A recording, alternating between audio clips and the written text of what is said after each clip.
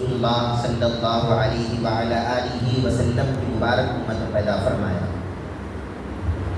اللہ تبارک و تعالیٰ کا بے انتہا شکر ہے کہ اس نے ہم سبوں کو آج جمعۃ المبارک کے اس موقع پر اس کے گھر میں بیٹھنے کی اور اسی کے دین کی کچھ باتیں سننے اور سنانے کی اللہ نے توفیق عطا فرمائی۔ الحمدللہ۔ میرے دوستو، ہم سب کو معلوم ہے کہ آج شعبان کی 10 تاریخ ہے اور 4 دن کے بعد شب برات آنے والی ہے۔ ایک ایسی رات جس میں اللہ تبارک و تعالیٰ اپنے بندوں کی مغفرت کرتا ہے۔ حدیث مبارک میں آتا ہے کہ رسول اللہ صلی اللہ علیہ وسلم نے ارشاد فرمایا کہ اللہ تبارک و تعالیٰ شعبان کی 15ویں رات کو یعنی شب برات کو اللہ تبارک و تعالیٰ پہلے آسمان پہ آ جاتا ہے اور مغرب سے لے کر فجر تک آوازیں دیتا رہتا ہے، حل من مستغفر لی فاغفر لہ۔ اللہ تبارک و تعالیٰ یہ آوازیں دیتا رہتا ہے کہ ہے کوئی مجھ سے مغفرت مانگنے والا کہ میں اس کی مغفرت کر دوں۔ اور پھر اللہ تبارک و تعالیٰ کہتا ہے حل من مسترزق لی فارزق لہ، ہے کوئی مجھ سے رزق مانگنے والا کہ میں اس کو رزق عطا کر دوں، ہے کوئی مجھ سے اپنی بیماریوں سے شفا مانگنے والا کہ میں اس کی بیماریوں کو شفا کر دوں۔ حل من کذا و کذا، اللہ تبارک و تعالیٰ پوچھتا رہتا ہے اور کہتا رہتا ہے، فجر تک اللہ تعالیٰ آوازیں دیتا رہتا ہے کوئی مجھ سے مانگنے والا تو مانگو، آج میں دینے کے لیے تیار ہوں۔ پورا سال ہم اللہ تبارک و تعالیٰ سے مانگتے ہیں، لیکن یہ رات ایسی ہے کہ اللہ تعالیٰ خود سامنے سے آ کر ہم کو کہہ رہا ہے کہ مجھ سے مانگو، میں تم کو دینے تیار ہوں۔ تم مجھ سے رزق کا سوال کرو، میں رزق دینے تیار ہوں۔ تم مجھ سے برکتوں کا سوال کرو، میں برکتیں دینے تیار ہوں۔ تم مجھ سے مغفرت کا سوال کرو، میں مغفرت عطا کرنے تیار ہوں۔ تم جو مانگنا چاہتے ہو مانگو، آج کی رات میں تم کو دینے کے لیے تیار ہوں۔ اللہ تبارک و تعالیٰ خود اپنی رحمت کو آج کے رات میں، شب برات کی رات میں اللہ تبارک و تعالیٰ وسیع کر دیتا ہے۔ اور ایک حدیث مبارک میں پیارے آقا صلی اللہ علیہ وسلم نے ارشاد فرمایا، اذا كانت ليلة النصف من شهر شعبان فقوموا ليلها وصوموا نهارها۔ پیارے آقا نے فرمایا کہ جب شعبان کی 15ویں رات آتی ہے، جب شب برات کی رات آتی ہے، تو تم اس رات کو سونا نہیں بلکہ اس رات میں تم ٹھہرا کرو اللہ کی بارگاہ میں۔ اس رات کو تم نمازیں ادا کرو، اس رات کو تم اللہ سے توبہ اور استغفار کرو، اس رات کو تم اللہ سے اپنے گناہوں کی معافی مانگو، اور پھر دوسرا دن جب آتا ہے تو اس دن تم روزہ رکھو اور اللہ تبارک و تعالیٰ کو راضی کرو۔ میرے دوستو، اللہ تبارک و تعالیٰ نے جب انسان کو پیدا کیا تو کوئی انسان ایسا نہیں ہے جو گناہوں سے پاک اور صاف ہے۔ انبیاء اکرام کی یہ شان ہے کہ وہ گناہوں سے معصوم ہوتے ہیں، اولیاء اکرام کی یہ شان ہے کہ وہ گناہوں سے محفوظ ہوتے ہیں۔ ان کے علاوہ کوئی انسان دنیا میں ایسا نہیں ہے جو زندگی میں کوئی گناہ نہیں کیا۔ گناہ ہو جاتے ہیں، اللہ تبارک و تعالیٰ کی نافرمانیاں انسانوں سے ہو جاتی ہے۔ گناہ ہو جانا یہ بڑے تعجب کی بات نہیں ہے، گناہ کرنے کے بعد توبہ نہ کرنا یہ بڑے گناہ کی بات ہے۔ گناہ کرنے کے بعد میں اچھا ہوں سمجھنا یہ بڑے گناہ کی بات ہے۔ اللہ تبارک و تعالیٰ کو گنہگار بندے سے اتنا غصہ نہیں آتا جتنا غصہ اللہ تبارک و تعالیٰ کو اپنے آپ کو اچھا سمجھنے والے بندے کو دیکھ کر آتا ہے۔ ارے بندہ تو ہے ہی انسان، تیرا کام ہی بھول جانا ہے، تجھے شیطان بھٹکاتا ہے، تجھے ماحول بھٹکاتا ہے، تجھے نفس بھٹکاتا ہے، تو میری نافرمانی کرتا ہے، اور نافرمانی کرنے کے بعد تو اپنے آپ کو اچھا کیسے سمجھا؟ انسان کا کام اپنے آپ کو اچھا سمجھنا نہیں ہے، انسان کا کام ہمیشہ اپنے آپ کو اللہ کے سامنے گنہگار سمجھنا ہے۔ انسان کا کام ہمیشہ اپنے آپ کو بدبخت سمجھنا ہے، انسان کا کام ہمیشہ اللہ کے سامنے اپنے آپ کو شرمندہ رکھنا ہی انسان کا کام ہے۔ اگر انسان یہ کہا کہ میں بڑا اچھا ہوں، میں کوئی گناہ نہیں کیا، تو اس کا مطلب یہ ہے کہ وہ اللہ تبارک و تعالیٰ کے منشا کو نہیں سمجھا، اللہ کی مرضی کو نہیں سمجھا، اللہ تبارک و تعالیٰ تو انسان کو تڑپتا ہوا دیکھنا چاہتا ہے، روتا ہوا دیکھنا چاہتا ہے۔ اللہ تعالیٰ انسان کو توبہ کرتا ہوا دیکھنا چاہتا ہے۔ اللہ تبارک و تعالیٰ انسان کو دعائیں کرتے ہوئے دیکھنا چاہتا ہے۔ اللہ تبارک و تعالیٰ انسان کو سجدہ کرتے ہوئے دیکھنا چاہتا ہے۔ اللہ تبارک و تعالیٰ انسان کو اللہ کی بارگاہ میں روتے ہوئے دیکھنا چاہتا ہے، عاجزی کرتے ہوئے دیکھنا چاہتا ہے۔ اسی لیے اللہ تبارک و تعالیٰ قرآن مجید میں فرماتا ہے وَمَن لَّمْ يَتُبْ فَأُولَٰئِكَ هُمُ الظَّالِمُونَ۔ اللہ تعالیٰ فرماتا ہے کہ جو آدمی توبہ نہیں کرتا مجھ سے، جو آدمی اپنے گناہوں کی معافی نہیں مانگتا، وہ بہت بڑا ظالم ہے۔ گناہ کرنے والے کو اللہ تبارک و تعالیٰ نے اتنا نہیں کہا، توبہ نہیں کرنے والے کو اللہ تبارک و تعالیٰ بڑی سختی سے کہہ رہا ہے کہ اے بندے تو توبہ کیوں نہیں کر رہا میری بارگاہ میں؟ تو اپنے آپ کو اتنا پاک اور صاف کب سے سمجھ رہا ہے؟ تیرا کام یہ ہے کہ تو خود سے توبہ کرے، خود سے معافی مانگے۔ اور شب برات کی جو رات آنے والی ہے، یہ بہت بہترین رات ہے معافی مانگنے کے لیے۔ اللہ تبارک و تعالیٰ اس رات اپنے بندوں کو معاف کرتا ہے۔ اللہ تبارک و تعالیٰ کی رحمت بہت بڑی رحمت ہے۔ اگر کوئی بندہ 80 سال بھی گناہوں میں زندگی گزار دیا، زندگی پوری کی پوری گناہوں میں گزری، زندگی پوری کی پوری نافرمانیوں میں گزری، لیکن 80 سال گناہ کرنے کے بعد بھی اگر کوئی بندہ ایک مرتبہ اللہ کے سامنے ہاتھ اٹھاتا ہے، توبہ کرتا ہے، روتا ہے، آنسوؤں کو بہاتا ہے، اپنے گناہوں سے معافی مانگتا ہے، اس کے 80 سال کے گناہ ایک طرف ہو جاتے ہیں اور وہ بندے کا معافی مانگنا اللہ تبارک و تعالیٰ کے پاس بھاری ہو جاتا ہے، اور اللہ تعالیٰ اس کے ایک آنسو کے بدلے میں اس کے 80 سال کے گناہوں کو معاف کرنے کے لیے تیار ہو جاتا ہے۔ یہ اللہ تبارک و تعالیٰ کی رحمت ہے۔ اللہ بہت بڑا رحم کرنے والا ہے، لیکن بندے کی خرابی یہ ہے کہ بندہ اللہ کے سامنے معافی مانگنا نہیں چاہتا، بندہ اللہ کے سامنے جھکنا نہیں چاہتا، بندہ آج اللہ کے سامنے رونا نہیں چاہتا۔ آج ہم اللہ کے سامنے رونا بھول گئے۔ ہم کو لوگوں کے سامنے رونا بہت اچھا آتا، دنیا کے پرابلم شیئر کرتے لوگوں کے ساتھ، دنیا کی پریشانیاں لوگوں کو بتاتے، لوگوں کے ساتھ رونا، لوگوں کے سامنے اپنے آپ کو مظلوم ظاہر کرنا، لوگوں کے سامنے اپنی پریشانیوں کو بتانا، یہ بہت اچھا آتا ہم کو، لیکن اللہ کے سامنے ہم رونا بھول گئے۔ بندے کا کام اللہ کے سامنے رونا تھا، بندے کا کام اللہ کے سامنے گڑ گڑانا تھا۔ قسم خدا کی جو بندہ اللہ کے سامنے روتا ہے، اللہ تعالیٰ اس بندے کو دنیا والوں کے سامنے کبھی رونے نہیں دیتا۔ جو بندہ اللہ کے سامنے گڑ گڑاتا ہے، اللہ تبارک و تعالیٰ دنیا میں اس کو عزت سے رکھتا ہے۔ آج ہم دنیا میں عزت سے کیوں نہیں ہے؟ ہر جگہ ذلیل اس واسطے ہم ہو رہے ہیں کہ ہم اللہ کے سامنے گڑ گڑانا چھوڑ دیے، اللہ کے سامنے ہم رونا چھوڑ دیے، اللہ کے سامنے توبہ و استغفار کرنا چھوڑ دیے، جبکہ بندے کا کام ہی اللہ کے سامنے رونا تھا۔ اللہ تبارک و تعالیٰ کو عاجزی بڑی پسند آتی ہے، ریکویسٹ کرنا، منانا، گڑ گڑانا، رونا، یہ چیزیں اللہ کو بہت زیادہ پسند آتی ہے۔ حضرت عیسیٰ علیہ السلام کی طرف اللہ نے وحی کیا اور کہا کہ اے عیسیٰ تم مجھے تحفہ دو۔ حضرت عیسیٰ علیہ السلام نے عرض کیا یا اللہ میں تجھے کیا تحفہ دوں؟ تو مالک الملک ہے، تیرے خزانے میں ہر چیز ہے، میں تجھے کیا دے سکتا ہوں تحفے میں؟ تو اللہ تبارک و تعالیٰ فرماتا ہے حب لی من عینیک الدموع ومن قلبک الخشوع۔ اللہ تعالیٰ فرماتا ہے اے عیسیٰ میرے خزانے میں سب کچھ ہے، صحیح بات ہے، لیکن میرے خزانے میں آنسو نہیں ہے، میرے خزانے میں بندے کے آنسو نہیں ہیں، میرے خزانے میں عاجزی نہیں ہے، میرے خزانے میں تڑپنا نہیں ہے، میرے خزانے میں رونا نہیں ہے، میرے خزانے میں گڑ گڑانا نہیں ہے۔ اے عیسیٰ اگر مجھے کچھ تحفہ دینا چاہتے ہو، تمہارے آنکھ کے آنسو مجھے تحفے میں دے دو۔ یہ آنسو کی میرے پاس بہت بڑی قیمت ہے۔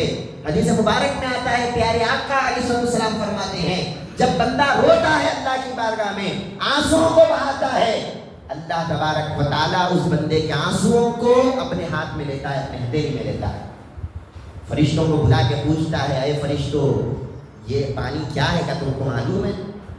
فرشتے بولتے ہیں کہ ہاں اللہ یہ تو تیرے گنہگار بندے کا آنسو ہے۔ اللہ تعالیٰ فرماتا ہے اچھا فرشتوں اب تم بتاؤ کہ اس آنسو کے بدلے میں میرے بندے کو کیا دینا؟ فرشتے کہتے ہیں کیا گنہگار بندہ ہے، آنسوؤں کو بہایا ہے، یہ آنسوؤں کی تو کوئی قیمت نہیں ہے، ہاں تو اگر اپنے رحم و کرم سے اس کو معاف کر دیا تو بہت بڑی بات ہے۔ اللہ تعالیٰ فرماتا ہے کہ نہیں ہے فرشتوں، وہ بندے کے گناہ تو بہت کم ہیں، یہ آنسوؤں کی قیمت بہت بڑی ہے، یہ آنسوؤں کی قدر بہت زیادہ ہے، تم کہو کہ میں کیا دینا؟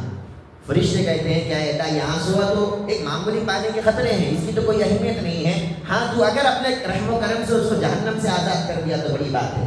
اللہ تعالیٰ فرماتا ہے کہ نہیں، جہنم سے آزاد کرنا تو بہت چھوٹی چیز ہے، یہ بندے کے آنسو بہت قیمتی ہے۔ یہ بندہ میرے لیے، میری محبت میں، میرے ڈر میں، یہ بندہ اپنے آنکھوں سے آنسوں کو نکالا ہے، بتاؤ کیا دینا اپنے بندے کو۔ فرشتے کہتے ہیں کہ اے اللہ تیرے رحم و کرم سے اگر تو جنت دے دیا تو یہ بہت بڑی بات ہے۔ اللہ تعالیٰ فرماتا ہے کہ جنت کو دینا بھی بہت چھوٹا کام ہے، یہ بندے کے آنسو بہت قیمتی ہے۔ اللہ تبارک و تعالیٰ کے پاس ایک گنہگار بندے کے آنسو کی کتنی قیمت ہے، دیکھو آپ، دنیا والوں کے پاس ہمارے آنسوں کی کوئی قیمت نہیں ہے، ہم کسی کے سامنے روتے ہیں، گڑگڑاتے ہیں تو اس کو کوئی فرق نہیں پڑتا، لیکن اللہ تبارک و تعالیٰ کے پاس ہمارے آنسوں کی کتنی قیمت ہے۔ اللہ تعالیٰ فرماتا ہے اس کے گناہ بہت کم ہے، یہ آنسو بہت بڑا ہے، اس کو جہنم سے آزاد کرنا بھی بہت کم ہے، یہ آنسو بہت بڑا ہے، اس کو جنت عطا کر دینا بھی بہت کم ہے، یہ آنسو بہت بڑا ہے۔ اے فرشتوں بتاؤ کیا دینا؟ فرشتے کہتے ہیں کہ اے اللہ تو ہی بتا کہ کیا دے گا۔ اللہ تعالیٰ فرماتا ہے اے فرشتوں تم گواہ رہنا، یہ جو بندہ آنسو کو نکالا ہے اپنے آنکھوں سے، تم گواہ رہنا کہ میں نے اس کی مغفرت بھی کر دیا، اس کے گناہوں کو معاف بھی کر دیا، اس کو جہنم سے آزاد بھی کر دیا، اس کو جنت بھی عطا کر دیا، اور تم گواہ رہنا کہ میں اس بندے سے راضی ہو گیا، اب میں اس بندے سے کبھی ناراض نہیں ہوں گا۔ ایک آنسو کے بدلے میں اللہ تعالیٰ کیا کیا دے رہا بندے کو، اور یہ بندہ ہے کہ اللہ کے سامنے آنسوؤں کو بہانا نہیں چاہتا، یہ بندہ اللہ کے سامنے رونا نہیں چاہتا۔ ہمارے بڑوں کی تاریخ دیکھو آپ، جو بڑے بڑے اولیاء کرام ہیں، ان کی تاریخ ہے، ان کی ہسٹری ہے کہ وہ ہمیشہ روتے رہتے تھے، روتے رہتے تھے، یہ رونا ان کو اللہ کے قریب کرتا تھا۔ حضرت خواجہ غریب نواز رحمت اللہ علیہ کا قصہ ہے، جب بھی رات میں آپ کے کمرے سے باہر کوئی گزرتا تو اس کو اندر سے رونے کی آواز آتی، جیسا ایک چھوٹا بچہ روتا ہے اس طرح آپ روتے تھے۔ آپ کو پوچھا گیا کہ آپ کیوں روتے ہیں؟ غریب نواز ہے، ایک اشارہ کرتے ہیں تو پورا انا ساگر ایک کشکول میں آ جاتا ہے، ایک اشارہ کرتے ہیں تو ہواؤں میں اڑتے ہیں آپ کے نالین۔ اتنے بڑے مقام پر آپ ہونے کے باوجود 90 لاکھ لوگ آپ کے ہاتھ پر کلمہ پڑھ کے مسلمان بنتے ہیں، یہ مقام پہ پہنچنے کے باوجود بھی آپ کا حال یہ ہے کہ آپ راتوں میں روتے ہیں۔ یہ ولیوں کی شان رہی ہے کہ وہ اللہ کے سامنے آنکھوں سے آنسوں کو بہاتے ہیں، وہ اللہ کے سامنے روتے رہتے ہیں، گڑ گڑاتے رہتے ہیں۔ یہ خشوع اور خضوع، یہی تو ایک پہچان تھی بندے مسلمان کی، آج ہم اس چیز کو چھوڑ دیے۔ صحابہ اکرام کا حال کیا تھا؟ وہ ہمیشہ اپنے آپ کو گنہگار سمجھتے تھے، ہمیشہ وہ اللہ کے سامنے روتے رہتے تھے، ہمیشہ اللہ کے سامنے عاجزی کو اختیار کرتے تھے، حالانکہ وہ زندگی میں کبھی کوئی گناہ نہیں کیے۔ وہ بھی کیا لوگ تھے، گناہ بھی نہ کیا اور پشیمان رہے، گناہ بھی نہیں کیے اور ہمیشہ روتے رہے، ہمیشہ گڑ گڑاتے رہے، ہمیشہ اپنے گناہوں کی فکر کرتے رہے، حالانکہ ان کے اعمال میں خالی نیکیاں ہی نیکیاں۔ حضرت ابوبکر صدیق رضی اللہ عنہ مسلمانوں کے پہلے خلیفہ ہے، خلیفۃ المسلمین ہیں۔ تمام نبیوں کے بعد سب سے بڑا مقام اگر کسی کا ہے تو حضرت ابوبکر صدیق رضی اللہ عنہ کا ہے، یہ اہل سنت والجماعت کا عقیدہ ہے۔ اتنے بڑے مقام پر حضرت ابوبکر صدیق رضی اللہ عنہ ہے، جنت کی بشارت سرکار نے اپنی زبان مبارک سے عطا فرمایا۔ ممبر پر چڑھ کر اللہ کے رسول نے 10 لوگوں کو جنت کی گارنٹی اور جنت کی بشارت عطا فرمایا، اس میں سے پہلا نام حضرت ابوبکر صدیق رضی اللہ عنہ کا ہے۔ اتنے بڑے مقام پر سرکار کے پہلے خلیفہ ہیں، ہجرت میں سرکار کے ساتھ ہیں، مکے میں سرکار کے ساتھ ہیں، مدینے میں سرکار کے ساتھ ہیں، سب سے پہلے اسلام قبول کرنے والے مردوں میں اگر کوئی ہے تو وہ جناب ابوبکر صدیق رضی اللہ عنہ ہے۔ اتنے بڑے مقام پر ہونے کے بعد بھی آپ کا حال کیا ہے؟ جب آپ کے انتقال کا وقت آیا تو آپ کی جو بیٹی ہے حضرت عائشہ صدیقہ رضی اللہ عنہ، جو پیارے آقا کی چھوٹی زوجہ ہے، چھوٹی بیوی ہے، آپ حضرت ابوبکر صدیق رضی اللہ عنہ کے لیے نیا کفن بازار سے خرید کے لاتے ہیں کہ یہ امیر المؤمنین ہے، بادشاہ ہیں مسلمانوں۔ جب ان کا انتقال ہو گیا تو مسلمان آئیں گے دیکھنے کے لیے، اور مسلمانوں کا بادشاہ کیسا ہونا چاہیے، ایک نیا کفن بازار سے وہ خرید کے لاتی ہے۔ حضرت ابوبکر صدیق رضی اللہ عنہ دیکھتے ہیں اور کہتے ہیں کہ اے میری بیٹی یہ کیا ہے؟ آپ عرض کرتی ہیں کہ ابا جان یہ نیا کفن ہے، میں آپ کے واسطے لے کر آئی ہوں۔ حضرت ابوبکر صدیق رضی اللہ عنہ قربان جائیے، آپ کیسا اللہ کے سامنے عاجز رہتے تھے۔ آپ پلٹ کے ارشاد فرماتے ہیں کہ اے میری بیٹی عائشہ، اگر اللہ تبارک و تعالیٰ نے ابو بکر کی مغفرت کر دیا تو پھر ابو بکر کو اس کفن کی کوئی ضرورت نہیں ہے، اللہ کی مغفرت بہت بڑی ہے۔ لیکن اگر اللہ تبارک و تعالیٰ نے ابو بکر کی مغفرت نہیں کیا تو ایسے ہزاروں کفن پہن لینے سے بھی کوئی فائدہ نہیں ملنے والا. کتنے لوگ ہیں جو اس طرح کے الفاظ اپنی زبان سے بول سکتے ہیں. آج ہم گناہوں پہ گناہ کر کے بھی یہ یقین رکھ کے بیٹھے میں مرتے ہی سیدھا جنت میں جانے والا ہوں, مجھ سے اچھا کوئی بھی نہیں ہے دنیا میں مرتے ہی سیدھا جنت میں جانے والا ہوں, پیارے آقا شفاعت کر دیں گے, اللہ تعالیٰ جنت عطا کر دے گا. آج ہم جو اس زام میں بیٹھے ہوئے ہیں وہ صحابی رسول حضرت ابوبکر صدیق رضی اللہ عنہ, آپ کی عاجزی کیا ہے, آپ کی خشیت کیا ہے. آپ فرماتے ہیں کہ اے میری بیٹی عائشہ یہ نیا کفن لے کر میں کیا کروں, اگر اللہ مغفرت نہیں کرے گا تو کیا ہوگا, اس کا کیا فائدہ ہے. آپ فرماتے ہیں کہ میں پہلے سے اپنے کفن کو تیار کر کے رکھا, ایک صندوق کو لایا جاتا ہے, آپ اس صندوق میں سے نکالتے ہیں تو ایک پرانا کفن نکلتا ہے. جب ابوبکر صدیق فرماتے ہیں کہ میں بہت پہلے اپنے کفن کی تیاری کر لیا, جب میں مر جاؤں تو یہ کفن مجھے پہنا دینا.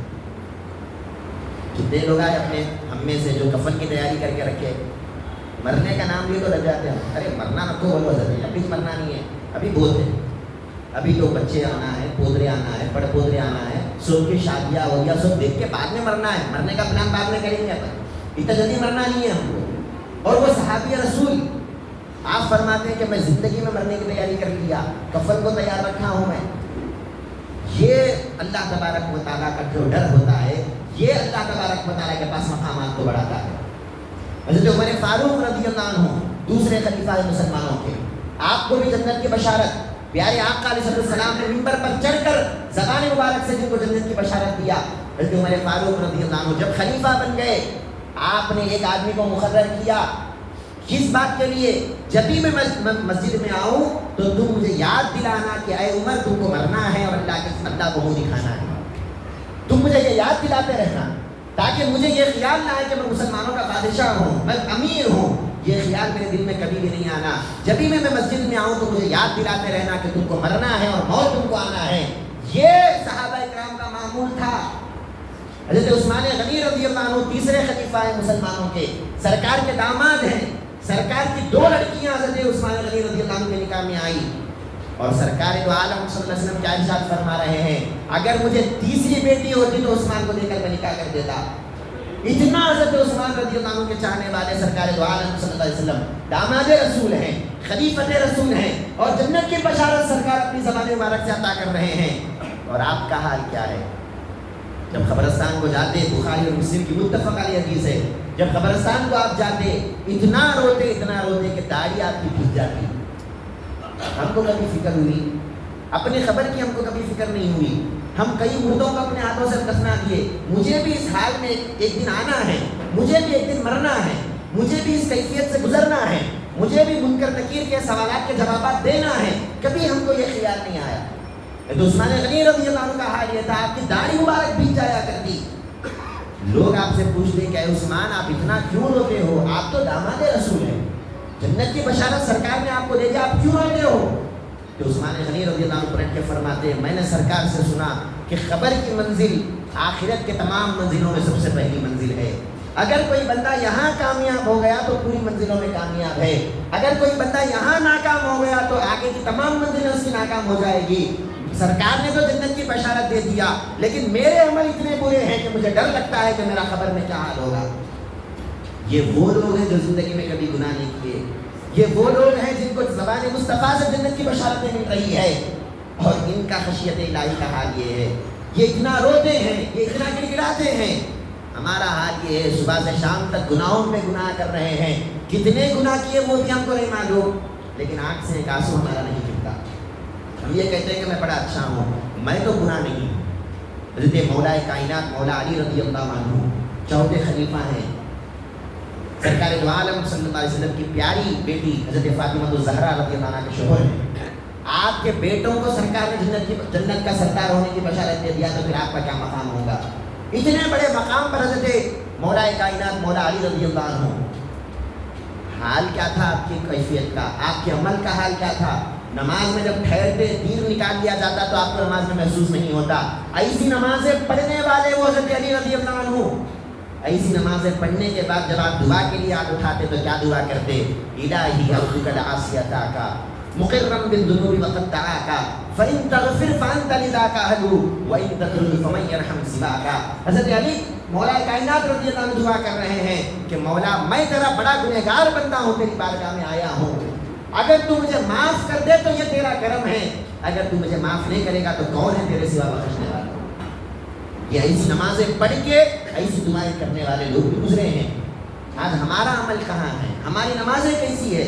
ہمارے اعمال کیسے ہیں؟ ہم کتنا اللہ کی عبادت میں ہیں؟ ہم کتنا ذکر و فکر میں ہیں؟ ہم کتنے عمل میں ہیں؟ کچھ بھی ہمارے پاس نہیں ہے، ہر چیز میں ہم زیرو، اور پھر دعوے بڑے ہیں ہمارے پاس کہ ہم مرتے ہی سیدھا جنت میں جانے والے ہیں۔ یاد رکھو محترم حاضرین، صحابہ کرام جو روتے تھے اللہ کے سامنے، اللہ کو ان کا رونا بڑا پسند آتا تھا۔ قرآن مجید میں اللہ تبارک و تعالیٰ تو ان کے رونے کی بھی تعریف کیا۔ یہ کیسے لوگ ہیں؟ یہ اللہ کے سامنے آنسوؤں کو بہانے والے لوگ ہیں، یہ اللہ کے سامنے رونے والے لوگ ہیں، یہ اللہ کے سامنے گڑ گڑانے والے لوگ ہیں۔ اللہ تبارک و تعالیٰ تعریفیں ان کے رونے کی کر رہا ہے۔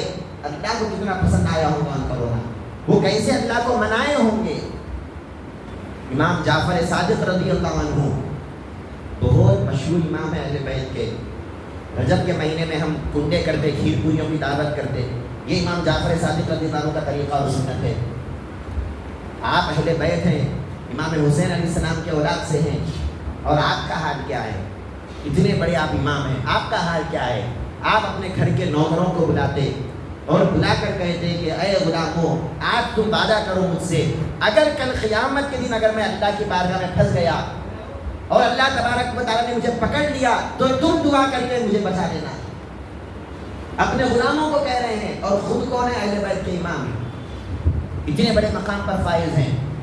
آپ کے غلام یہ سن کر رونے لگے، کہنے لگے کہ اے امام جعفر صادق، ہم خود آپ کے بھروسے پر بیٹھے ہوئے ہیں کہ ہم اہل بیت کے غلام ہیں، ہم آپ کے غلام ہیں، ہم خود اس جو ہے ناز میں بیٹھے ہوئے ہیں کہ آپ ہم کو بچائیں گے، سفارش کریں گے، اور آپ الٹا ہم کو بول رہے ہیں کہ ہم آپ کے لیے دعا کرنا۔ یہ بات کیا ہے سمجھ میں نہیں آیا۔ آپ تو خود نواز رسول ہیں، آپ تو خود سرکار دو عالم صلی اللہ علیہ وسلم کے اہل بیت ہیں۔ امام جعفر صادق پلٹ کے فرماتے ہیں، اے لوگوں، تم کو تو بڑی خوشی ہوتی ہے کہ میں سرکار کا اہل بیت میں سے ہوں، میں سرکار کا گھر والا ہوں، لیکن مجھے اتنی ہی شرمندگی ہوتی ہے کہ میں اتنے بڑے رسول کا نواسا ہوتے ہوئے اتنا بڑا گنہگار کیسے ہوں۔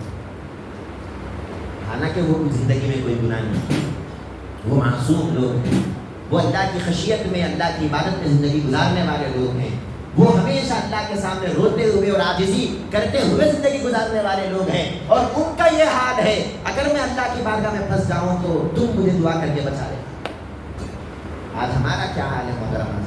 آج ذرا ہم کو اپنے اعمال کی فکر کرنے کی ضرورت ہے، اپنے گناہوں پہ رونے کی ضرورت ہے۔ پیارے آقا علیہ السلام کی حدیث مبارکہ ملاحظہ کیجیے، پیارے آقا کیا فرماتے ہیں؟ استغفر اللہ تعالی فی یوم و لیلۃ 100 مرہ۔ پیارے آقا فرماتے ہیں کہ ایک دن میں 100 مرتبہ میں اللہ سے استغفار کرتا ہوں اور معافی مانگتا ہوں۔ حالانکہ اہل سنت والجماعت کا عقیدہ ہے کوئی نبی کبھی گناہ نہیں کیا، گناہ تو دور کی بات ہے، گناہ کا خیال بھی نبی کے ذہن میں نہیں آتا، دل میں نہیں آتا، نبی معصوم ہوتا ہے، یہ اہل سنت کا عقیدہ ہے۔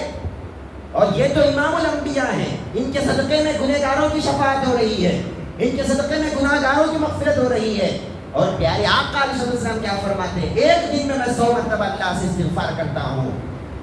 ہم اور آپ کہاں ہیں محترم؟ ہم اور آپ کہاں ہیں؟ کتنے مرتبہ ہم کو اللہ سے معافی مانگنے کی ضرورت ہے، اور ہم کتنے مرتبہ معافی مانگ رہے ہیں؟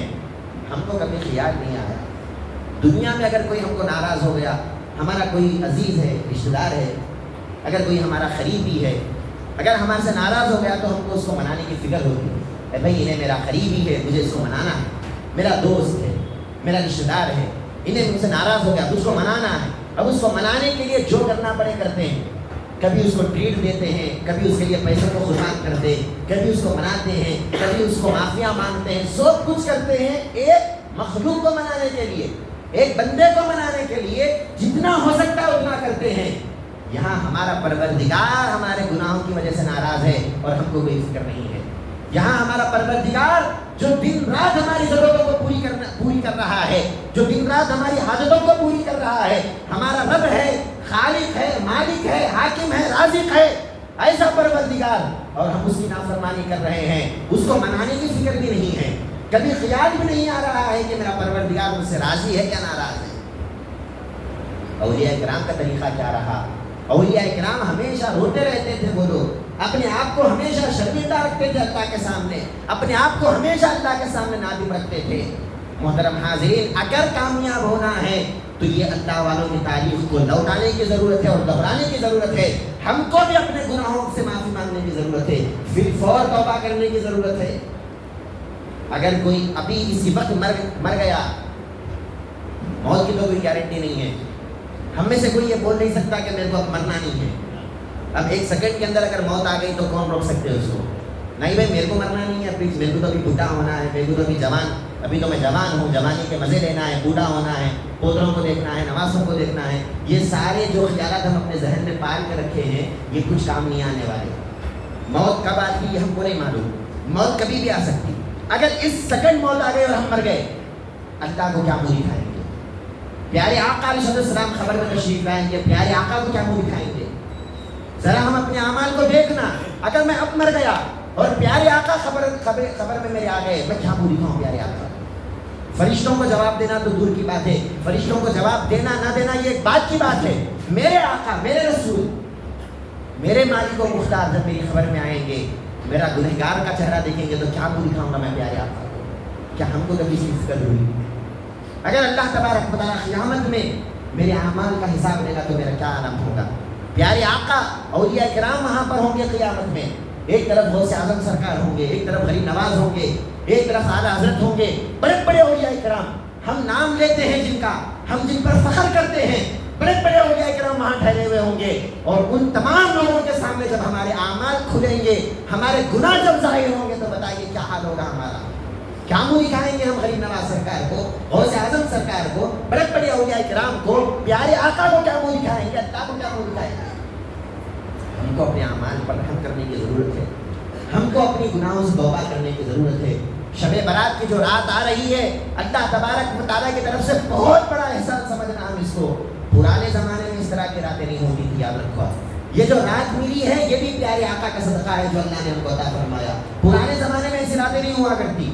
احادیث میں تو آتا ہے اگر کوئی بندہ پرانے زمانے میں گناہ کر دیتا رات میں، صبح اس کے گھر کے دروازے پہ لکھا ہوا ہوتا تو یہ بندہ رات میں گناہ کیا، لوگوں کے سامنے تو ذلیل ہوتا ہی ہوتا، اب پھر اس گناہ کی توبہ بھی نہیں ہوتی۔